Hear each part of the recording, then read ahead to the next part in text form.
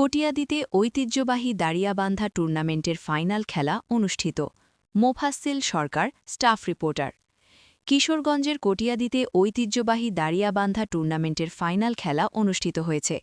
এই সময় আচমিতা ইউপির সাবেক চেয়ারম্যান মাহবুবুর রহমান বাচ্চুর সভাপতিত্বে ও নিউজিল্যান্ড প্রবাসী মোহাম্মদ হাইদুল ইসলাম ও সমাজসেবক নুরুল ইসলামের পরিচালনায় গণেরগাঁও বনাম উত্তর অষ্টঘরিয়ার মধ্যকার এই দাড়িয়াবান্ধা টুর্নামেন্টের ফাইনাল খেলায় প্রধান অতিথি ছিলেন ইটালি প্রবাসী মোহাম্মদ রনি ও উদ্বোধক ছিলেন ক্রোয়েশিয়া প্রবাসী মোহাম্মদ মল্লিক মিয়া।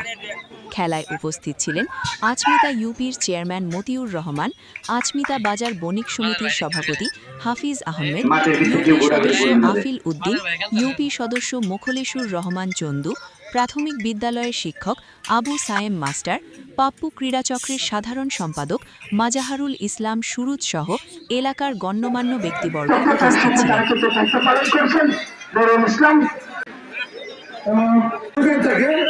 আপনাদের আসল খেলা দেখার জন্য সকলের কাছে অনুরোধ, প্রাণ করে খেলা দেখবেন, দুষ্টামি চিন্তা ভাবনা করবেন না, গণ্ডগোল করার চিন্তা ভাবনা করবেন না, ঝগড়ার চেষ্টা করবেন না। ঝগড়ার চেষ্টা করলে আমাদের আদর্শ কর্মী লাইন আছে, আপনাদেরকে অবরুদ্ধ করবে, দেশ কিছু করবে, অসম্মানিত করবে।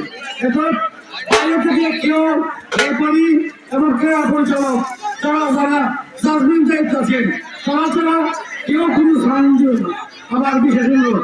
আর খেলাটি তাড়াতাড়ি শুরু করার জন্য আজকে সকলের কাছে অনুরোধ করে আমি আমার সংক্ষিপ্ত কথা শেষ করলাম। আসসালামু আলাইকুম।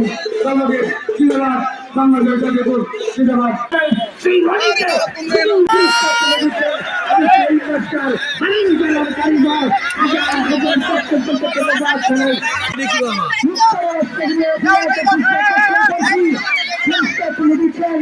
সেই হাকিম হাকিমের একটা পুরস্কার তুলে দিচ্ছেন মাহবুবুর রহমান বাচ্চু সাহেব,